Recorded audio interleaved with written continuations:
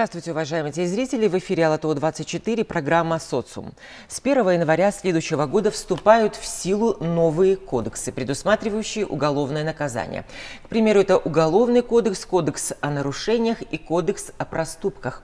В Уголовном кодексе появились новые главы и статьи. Разработчики утверждают, что эти кодексы направлены на гуманизацию правосудия и адаптацию осужденного к нормальной жизни.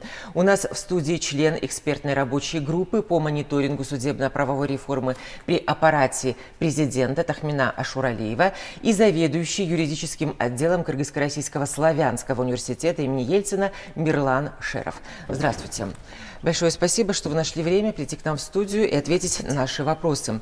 Прежде всего, конечно, хотелось бы узнать, какие новшества вводятся в уголовное законодательство со следующего года. В новое уголовное законодательство еще можно, кроме того, что вы перечислили, еще дополнить новый уголовно-процессуальный кодекс, уголовно-исполнительный кодекс, закон о пробации также вступает. Новшества, очень много новшеств, но самые приоритетные — это, конечно же, введение единого реестра преступлений и проступков, это введение института следственного судьи, это введение института пробации, это введение процессуальных новых соглашений, отказ от возбуждения уголовного дела. Таких введений очень много, и они помогут нашей стране снизить уровень коррупции и повысить эффективность работы правоохранительных органов. Ну и, конечно же, они будут стоять на защите прав человека, на страже прав человека. Говорят, что новое законодательство заключается в том, что произойдет гуманизация. Скажите, пожалуйста, что подразумевает под собой это понятие, именно вот то, что касается Уголовного кодекса? В первую очередь хотелось бы отметить, что при разработке всего этого нового законодательства на первое место ставились права человека, его свободы, этим руководствовались. В частности, я могу привести пример, что в чем гуманизация заключается. Снизились сроки лишения свободы. Если по старому законодательству было за одно преступление 20 лет, по-новому сейчас 15 лет. По совокупности преступлений и приговоров было 25 и 30 лет. А по новому законодательству сейчас максимальный срок 20 лет, то есть снизились сроки. Далее была разработана целая лесенка, пересмотрели понятие наказания, да? Преступление, проступка и нарушение. Вот вывели из Уголовного кодекса преступления небольшой тяжести, они сейчас находятся в Кодексе о проступках.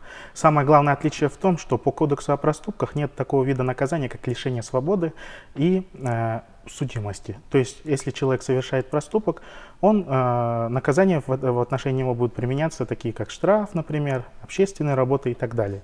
Это основные такие виды гуманизации. И самая большая новелла, и самый большой вид гуманизации — это введение института пробации. Расскажите, пожалуйста, отдельно, что такое институт пробации, потому что это новое понятие для нас.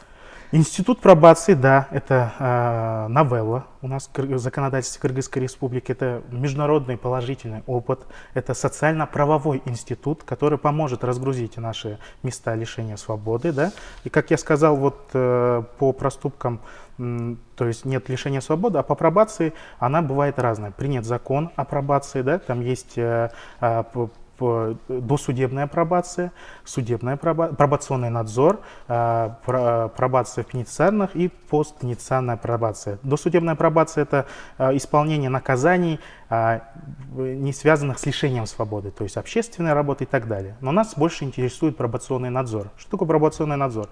Если человек совершил какое-то деяние преступное, и за это деяние предусмотрено наказание не более 5 лет лишения свободы, то суд может заменить наказание в виде лишения свободы на пробационный надзор. То есть человек находится на свободе, но выполняет какие-то обязанности и надзорные требования.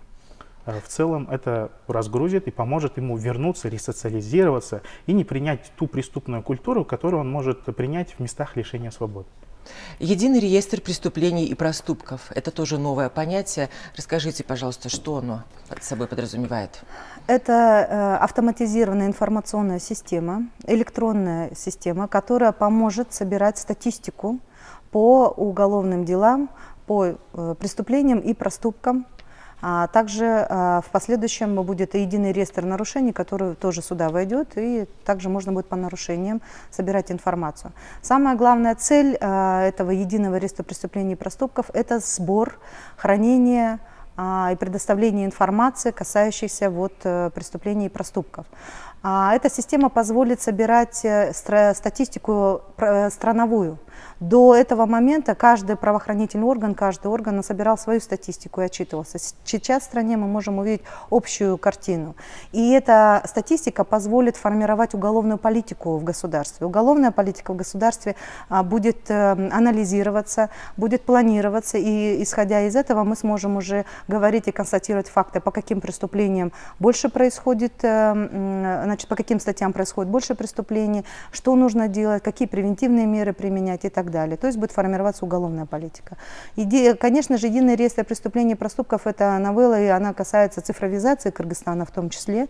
И там предусмотрены несколько блоков. Это блоки, в которых участвуют все правоохранительные органы. Что это значит? Они вносят информацию в электронном виде, обмениваются этой информацией через информационную систему межведомственного электронного взаимодействия «Тундук». Это блок большой, касающийся досудебного расследования, блок, касающийся судебного производства и блок, касающийся исполнения наказания. Информация, которая будет получена по различным каналам, она должна фиксироваться в этом реестре. И с этого момента, когда человек получает уникальный номер, код, с этого момента информация, занесенная в этот реестр, она будет уже работать и двигаться по своим веточкам. Преступления, проступки о том, что отдельно. Сокращается коррупция, да, становятся процессы все прозрачные, идет гуманизация уголовного законодательства. А какие бы вы еще назвали преимущества этой судебно-правовой реформы?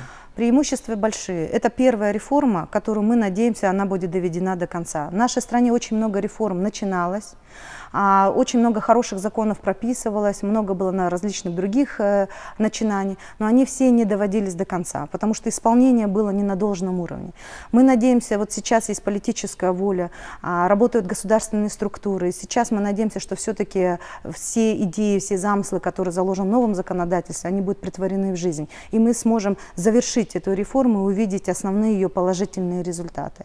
Второй момент, уже об этом мой коллега проговорил, что здесь заложены конвенционные нормы. То есть все конвенции, к которым присоединился Кыргызстан и который взял обязательства, они были сюда вложены, это права человека. Второе, следующее преимущество, это, конечно же, снижение тюремного населения. Мы разгрузим наше тюремное население. Конечно же, очень важно, что другие институты, если заработают, и в совокупности мы сможем вообще помогать нашим гражданам повысить вообще доверие к нашим не только правоохранительным органам, судебным органам. И также это снижение коррупции. Есть много механизмов, заложенных внутри этих новелл, которые помогут нашему государству бороться с коррупцией. Получается, реформа повернулась лицом к правам человека, к самому человеку, к защите, да, его в том случае, когда он оступился в нашей жизни. Вы говорите о гуманизации законодательства, но в то же время как это поможет снизить уровень преступности в обществе? Но мы уже начали говорить о пробации, то есть люди уже не будут попадать в места лишения свободы, они смогут задуматься о том, что они сделали, и оставаться на свободе, и как-то вернуться к своей жизни нормальной, к своим семьям и так далее. Это поможет. То есть не будет ставиться клише такое? Да, конечно же. Затем у нас, например, не будет такого института, который связан с тем, что человека будет называть, рецидива, да, так скажем. То есть дважды не будут или трижды наказывать за те деяния, которые он уже отбыл наказание. Да, это будет осуждаться за только то, что он совершил вновь. Также, например, очень важно просмотреть, вообще проговорить о возможности человека раннего доступа к адвокатам. Ранний доступ к адвокату – это ключевой момент большой в потом досудебном расследовании. Это, я не знаю, результативный телефонный звонок, который очень важен также. Это очень для большая человека. Интересная тема, на которую можно говорить очень долго. Мы ждем вас еще раз к нам в студию, чтобы мы поговорили о других моментах новой реформы. Уважаемые телезрители, я напоминаю, что у нас в студии были члены экспертной рабочей группы по мониторингу судебно-правовой реформы при аппарате президента Тахмина Ашуралиева и заведующий юридическим отделом КРСУ Мирлан Шеров. Оставайтесь на ЛТО-24. Всего доброго.